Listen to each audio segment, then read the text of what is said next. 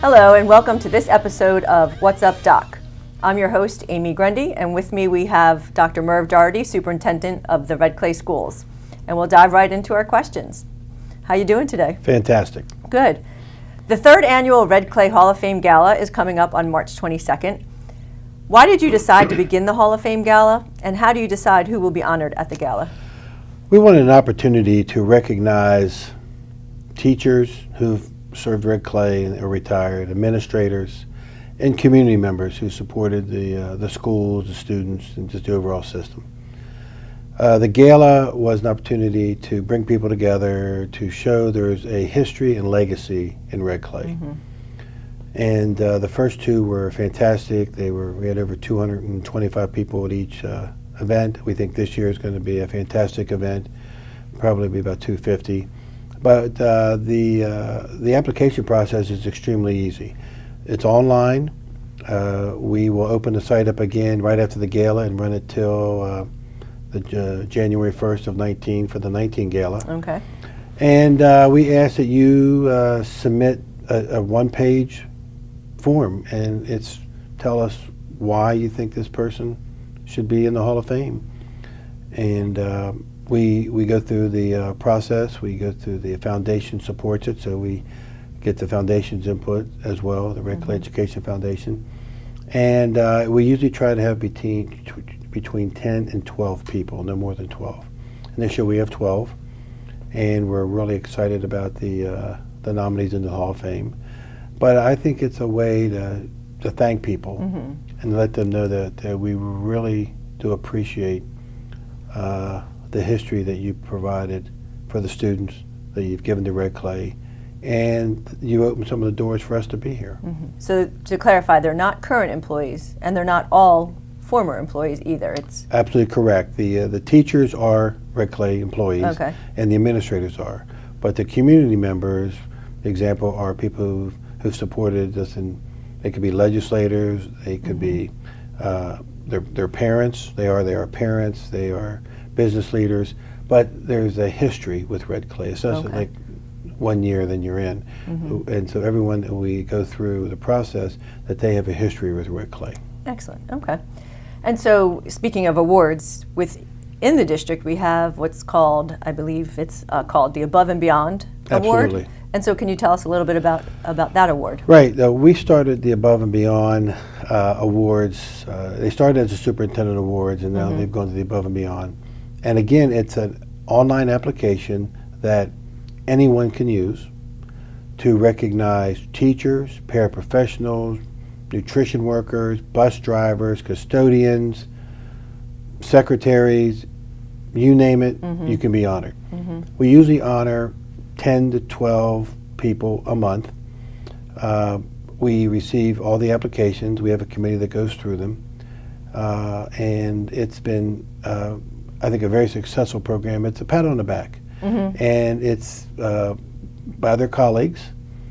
I personally go out and give each person their award. That's nice. So it eats up some of my time, but I think it's worth it. Time well spent, yeah. And we get a chance to, if it's a teacher, we go into the class and the kids applaud. If it's a custodian, we bring people together. So we try to make it a big deal. They get a certificate in a frame thanking them. We do a publication on each month's winners, and then in the district office, we have a wall set up for each month. All the winners of that month are with information about them and why they were selected.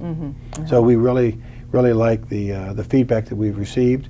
We get a lot of applications for this, recommendations, and I just think, we have a large system, over 2,300 employees, and how do you go around and just tell people thank you? Right. And I think this is one of the ways. Right. And celebrations are so important in big organizations. Absolutely. I mean, they really help to shape a culture of positivity. Shifting gears to PSAT scores. So our 11th graders recently received PSAT scores. How are our students doing? Well, this will be the 6th year in a row that Red Clay will lead the state. We actually improved 30 points in the PSAT. Wow. It's a fall test for 11th graders. We are 122 points higher than the state average and 75 points higher than the national average. Now you say that data with such confidence. These are accurate numbers, huh? These are accurate numbers given Wow. to us by College Board and verified by the Department of Education. We, and by Jerry Marshall, our research person, that's the most Well, important. now it's official. That's the most important person. But I think we work really hard, now giving it in 8th grade, the PSAT 8th grade, 9th grade, 10th grade. The 11th grade is an option. Mm-hmm. And I think it goes right into when we take the SAT in 11th grade. But these are exams that our parents and our students look for the scores. They give us an indicator of where we are in our academic career. And they're important because they are college and career it's college and career information that helps students prepare. Mm-hmm. The SAT, it helps us with what's our math ability, or what's our writing ability, or our language comprehension ability, which is not only needed in college but needed in the workforce. Mm-hmm. So I think it's everybody looks at it, the SAT or the PSAT, as college readiness, but I believe it's a career readiness opportunity as well. And I give all the credit to our teachers Mm-hmm. and our administrators in the buildings. The district staff's really been working hard with our schools, and we use a lot of resources, but it's an assessment that has a value to everyone involved. Is it accurate, and I don't know why I think I know this, that the data also helps to identify kids who may have potential or be able to be potentially successful in higher level courses who aren't currently enrolled in those courses, so it helps us to Absolutely. encourage kids to do more? Absolutely. We, our counselors look at the data, and we have students who do very well on the PSAT, Mm-hmm. but they really don't want to take AP courses or Mm-hmm. dual enrollment courses, and they have called students in and sit down with them and said, you have greater ability than what you're showing. Right. And that's why we take away all the obstacles for dual enrollment in AP classes. We want you to take the rigor. Right. And we've had students who didn't want to take the SAT. We talked them into taking the SAT, and they scored so well, they got scholarship money. Right. So Surprise themselves. I think we've set a precedent for ourselves and an understanding that these are important and they will benefit you. Absolutely. College and career. So we're having a college and career fair coming up in the district. Can you tell us some Absolutely. In March. information about that? Well, for, I want to say, almost a decade, we've had a college fair. Okay. 60 to 80 colleges show up. We get about 1,000 people. Well, we are really college and career oriented. So this year, we've invited, I think right now, Dr. Carmack said we have 50 or 60 businesses already lined up. We're hoping to get more. But we want not only our students, but our community to come to this fair. We've asked the businesses to set up a table, just like the colleges do, share what your business does, come to hire. Mm-hmm. Why not take the opportunity to help people get jobs? And everybody's right there. But also share with students who are just looking into this field what is required to come to work for you. Right. So we think it has a big bang for the buck here. It's free event, and everyone that's showing up in college or business are volunteering their time to share information. So every time that I go to the event, I'm always impressed that the colleges are really pushing what their university or college does for students, and I think the businesses will do the same thing. And so I think it's really going to be an exciting opportunity for the Red Clay community to experience the college and career night. Excellent. Yeah. On another note, Recovery High School. I read about Red Clay's involvement in perhaps opening a Recovery High School. What is a Recovery High School, and where are we with that, if it's still a concept on the table? It's on the table. I've been working closely with Don Keister from Attack Addiction for several years. Don and I are close friends, and we put out in our conferences, that we do with the News Journal and other people. We've had 2 addiction conferences that were really well attended. Over 1,000 each showed up. But one thing that we noticed was that there's a lot of help for adults, but very little for students in this state. And so we wanted to step outside the box and start a program, the Recovery High School program, that would give students a safe haven to come after they go through treatment, Right.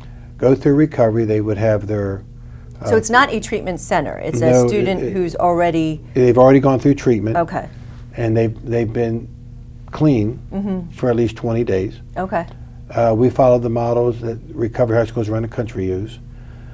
The opportunity that we have here is to service Delawareans. right, There's not a recovery program, high school program in the state. We're not charging. We think I just couldn't bring myself to think we're going to charge parents to help them. I don't think that's our job. I think our job is to help any way we can. And we do that in a lot of ways in Red Clay, from feeding to clothing to medical. This is just another step, another arm of what we do. We have the curriculum model already set up, where the counseling would come in. One of the components is that Monday through Friday they come in, they go through counseling, their coursework, individual and group counseling again. But on Fridays is their work day. So it's an intern or a co-op day where we're going to line them up with jobs that they want to pursue, and then they're going to go to work. We want our students who come into the recovery program to realize that there is a big light at the end of the tunnel of success. There is the career, there is the college, or both. right, And I think it's our responsibility to push them in that area and to help them. We went to the state with the $55 million that was discovered Right. from the budget. It's going to be used for health services programs. We said we wanted the $2 million of that money for 4 years to help us get the ball rolling. After that, it's our responsibility to get through funding through USAID, through partnerships, through private donations, through insurances, to help the program maintain itself. We believe that's a very systematic way to make it work. Right. We think it's a... And I think with the opioid crisis as it is right now, people would be willing to help make this work for kids. Someone says, how many students you have? We believe we'll start with, during the first year, we'll probably treat about 10 to 20 students. We've had calls already because of the article in the News Journal several months ago. They thought the program was already in, Right, and they wanted how to get their child in the program. right, But with the location we're placing it is, it's easy to get by bus, it's easy to get by car, and from Dover, it's only 45 minutes. We have parents traveling into Jersey and PA that's taking them an hour and a half to 2 hours. So we are very hopeful that somewhere this funding is going to come out of the state. We've met with the governor, lieutenant governor, we've met with legislators, we've met with everyone who was interested. Everybody likes the idea. right, The key is there's only so much money. We are not going to put Red Clay in the middle of a financial difficulty with this. right, right, And I did tell our school board and everyone I've spoken to that if the state doesn't come up with the money, this can't happen. all right, We're really putting ourselves out there with our reputation, with what we want to do. I think people believe in initiatives that we put into place. Right. They trust us. I think we have a high integrity issue with that area. And but I want it to be successful for kids. Right. I don't want it to come in and just say, hey, we did something. I want it to be a life changer for our children. And they can't go back to the regular high school right away. right, That's probably where they got in difficulty. right. That's a recipe for But no success. they can come from any school. They will still be part of their school. At some time they may decide to go back, or they could graduate with us and get that school's diploma. We will follow their coursework. We will follow their pathways. And we think it's a win for the school systems, for the children in the school systems, and for Delaware. Excellent. And we'll certainly circle back and check on status update the next time that we come together. Yes. Labor Day, school starting before or after? How will we decide, and what are the pros and cons for each? Well, people like the idea of starting school after Labor Day, and they don't realize that will push us into the third week of June. And Right. it's interesting because Labor Day, everybody says, well, when I was in school, I started after Labor Day, but they didn't realize they went to the third and sometimes fourth week of June. Right. And we do know this, that starting school earlier is always better for us than later, because after Memorial Day, students start to shut down. And then what value of education do we have when we finished all of our assessment value and now we're in for 3 more weeks? And so there's a good and bad to that. We will present to the board both options, Okay. before and after. The before helps us with our unit count and also with our kindergarten. This coming year, 18-19, is a difficult September because it's an election year. Okay. And so we have too many choppy weeks. Right. Consistency is important. And we don't even have 16 days for our unit count. And that makes it extremely difficult. 19-20 is a little different. And so I think we keep evaluating that to see where it falls in. I know the one thing that we didn't do, I wish we would have, it's hindsight, is to share a calendar with our families of what it would look like before our families and staff. You know, we did a survey, and you know, parents liked the idea. We didn't provide all the information. So I thought the survey was helpful in one way, not helpful in the other, because parents will tell you they don't want their kids going to school all summer. Right. When's they always tell us. And it makes it a little more difficult than to run our summer programs, which are, you know, we're dealing with 4,000 or 5,000 students. It's also important. And then, by the way, we have to clean our buildings and get and fix buildings and get everything ready. So we'll have a good discussion with our board in February, and they'll vote on it in March. Okay. But like I said, we met with we have a calendar committee. And the calendar committee did a great job, and so we'll just see how it turns out.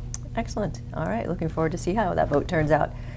Can you tell us a little bit about the partnership between Shortridge Academy and Wilmington University? Well, the Shortridge is a K-2 school and doing a great job with, they really are, with their students. We've been working with Wilmington for several years to develop a professional development school. Professional development school does multiple things for us. One, it provides a training ground for teachers in the urban setting, and it also provides professional development for the teachers in the building. So they will work together, and Wilmington will come in with the assistance from the administration and the teachers on what are the critical areas that you need professional development in, such as classroom management, instructional practices on delivery, etc. But it gives us an opportunity to work with students throughout the year who want to go into education. And I'm a firm believer is when they learn about the environment they're going to work in, they learn about red clay, it's a very easy decision on do I want to work in this system or not. Right. A lot of times when you hire teachers, they're not familiar with your system, and sometimes they'll leave because it wasn't what they thought. And so we want it to be authentic and have a clear understanding. And we think it's going to help us with our educators, not only at the Shortridge Academy, but also getting us more educators throughout our city schools and in Title I schools. Right. It'll make the transition from the student teaching to the actual teaching seamless. Right, and getting the training that, you know, in the trauma and compassionate schools and other areas that are needed at this time in education that we work so hard to provide for all of our teachers. Fabulous, good stuff. Is Red Clay considering opening a wellness center at Warner Elementary School? We have a great partnership with Christiana Care, and they've come to us with a great opportunity. When we remodeled Warner, we had planned to put some type of wellness center in the facility. We have a full-time psychologist, full-time ED, nurses, counselors, behavior interventionists, etc. And a wellness center at that site is something that we've been hoping for about 5 years. The opportunity has presented itself through Christiana Care that it looks like 2 days a week that wellness center will be open. Nothing's been finalized yet, but they are very encouraging. We've just gone through a site visit, very encouraging from the site visit. And we're working through some of the regulations right now that we can service more students than just the Warner students. Since Warner and Shortridge are a partnership, we wanted to service all the students in both schools. And we think it's a needed facility, and it would be a facility that would be set up for parents to come in with appointments for children. And it sounds like it supports your vision of supporting kids the whole child. Right. So not just academics, but the social, emotional, the Absolutely. well-being of all kids as well. Absolutely. So it fits in nicely with your vision. There's more to come with that, but we are very encouraged of where we're headed down this road. Excellent, excellent. So recently, Red Clay sponsored an equity conference. It was one of a series that of one professional development experience in a series of experiences that the Right. district has provided to not only Red Clay employees, but the state at large as well. Can you tell us a little bit about that conference, and then what's in the future? What do we have planned? Well, we talked about it the start of last school year, that we wanted to start making an impact not only for our people, but maybe for educators in the state. So we started going outside the box with, trauma, child abuse, English language learners. English language learners. The equity one had a twofold conference. One, we've set a tone for ourselves that we're lifelong learners, and that we are never going to be what we want to be unless we can understand the issues that would face us. And so the equity conference was one to look at us, each person to look at ourselves and where are we? What do we know about cultures? What do we know about our children? We're a very diverse school district. I tell people all the time, if you may understand poverty, but if you didn't live in poverty, you will never grasp the difficulty. So how can we learn more about it? How can we learn more about our different genders in our state, our different cultures in our state, our different races in our district? It was well attended. Over 300 people showed up. We were very excited about it. A great keynote speaker called us out on a couple things, which we corrected right away, which we were fantastic about, because if we don't know and you tell us, it's our responsibility to correct it. But I thought people walked away from there really encouraged, because we never tell people we're going to give you the answers. Right. But if you can understand some of the issues, we're a long way down the path of being successful. Right. So we were very excited about the conference. I thought it went very well. April did a great job with her team of organizing it, and a lot of support from the district. And we think next year we're looking at, there's a state professional development day in October, the first Friday in October. And we think we're going to challenge the early literacy issue from preschool all the way into third grade, and really come in with some key people that not only have workshops, but also people walk away with, how can I help my children more? Excellent. Yeah, I think that's a good service that we do for continued professional learning. So that's good stuff. We have immersion programs at Linden Hill. We have Mandarin, Marbrook, and Moat. We have Spanish, and we have the William C. Lewis Dual Language Elementary School. Are we looking to expand immersion programs, and what about the middle schools? Well, the programs are doing well. They're full. They're at their capacities. We are hoping in 1920 to add additional schools, not next year, because we really want a grasp of it, to make sure we're doing it right. And so far, everyone's telling us we are. And then continue to push that envelope. It's a 6-year project at every school. You start in kindergarten and work your way through. But we think all of our schools should have some type of immersion program. At Skyline, they will have the middle school immersion program, and students who have gone through an immersion program, such as Lewis, when they're 5th year, they go into middle school. If they complete the middle school immersion program, they actually will gain their 2 high school credits requirements For their foreign language? In their 8th grade. Oh, wow. So we're excited. At Skyline, they've got a good number of students that are going to go from Lewis to the school, to Skyline, and then as the elementaries go through that process, they'll have the opportunity to go to an immersion middle school. Excellent. With shifting gears, Smarter Balance fast approaching, are there any district-wide efforts to help prepare students? Now, we know we're focused throughout the year on just strong teaching and learning for kids in general, but as the test approaches, are we doing anything district-wide to help prepare kids? I'm glad you asked that question. We've been meeting with all of our principals, and there's a best practice that we're going to ask everyone to put into place, and that is every morning when the children come into, at the elementary level, come in and they have breakfast in the room or back from recess, or at the middle school and their content courses, to put a smarter balanced question that's on the Department of Education's website as practice questions. I'm a firm believer that our children know a lot more than they're telling us. Right. Our people are working extremely hard in the classroom. They're doing a great job with instruction.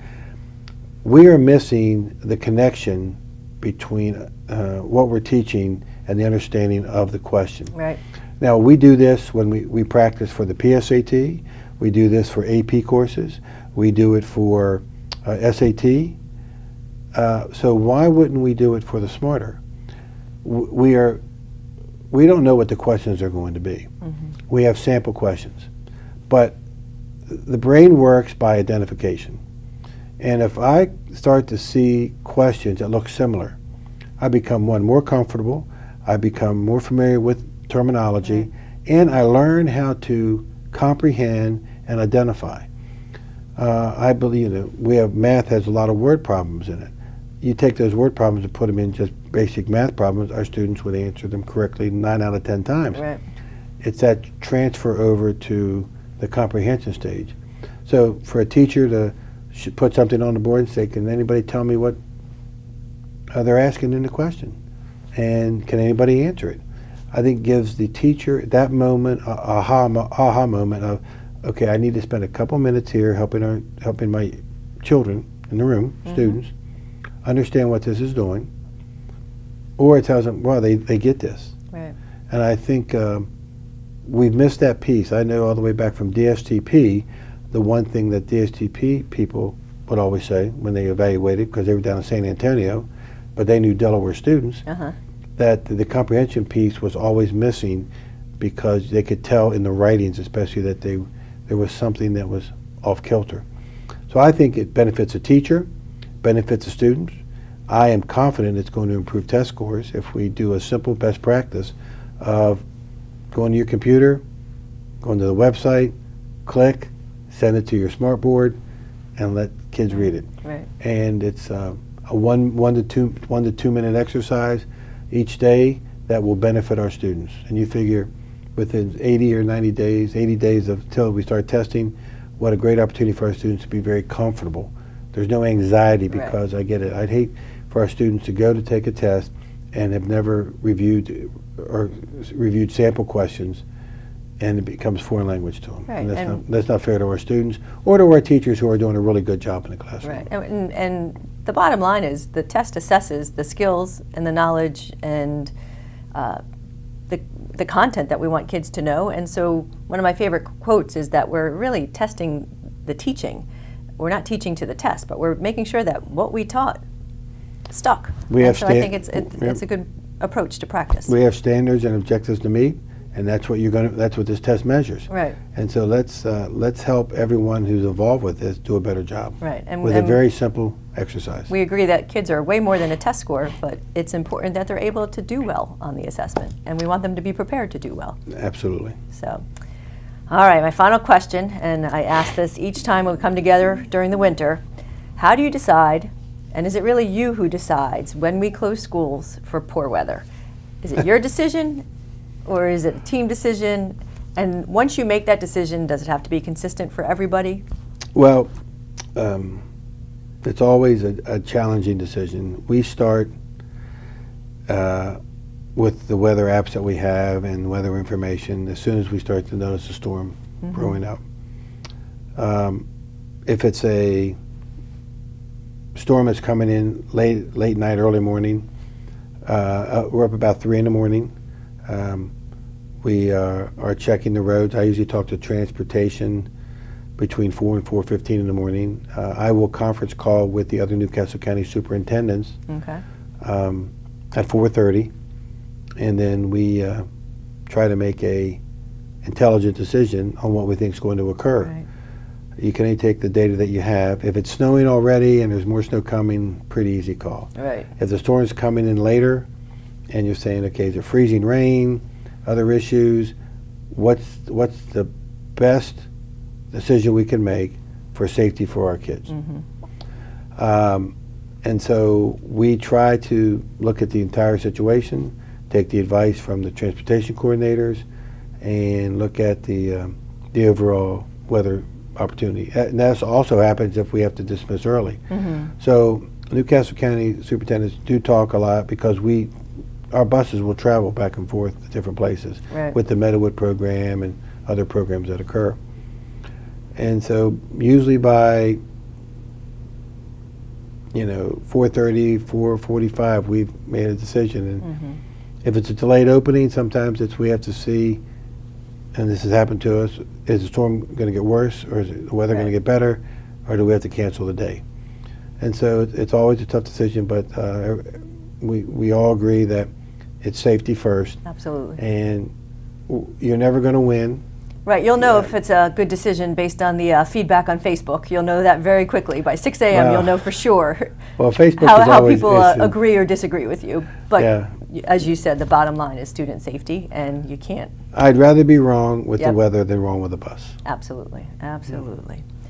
Well, that's all the time we have today. I'd like to thank you, Dr. Daugherty, for carving time out of your tremendously busy schedule to be here, and our viewers for taking time to watch. We'll see you next time.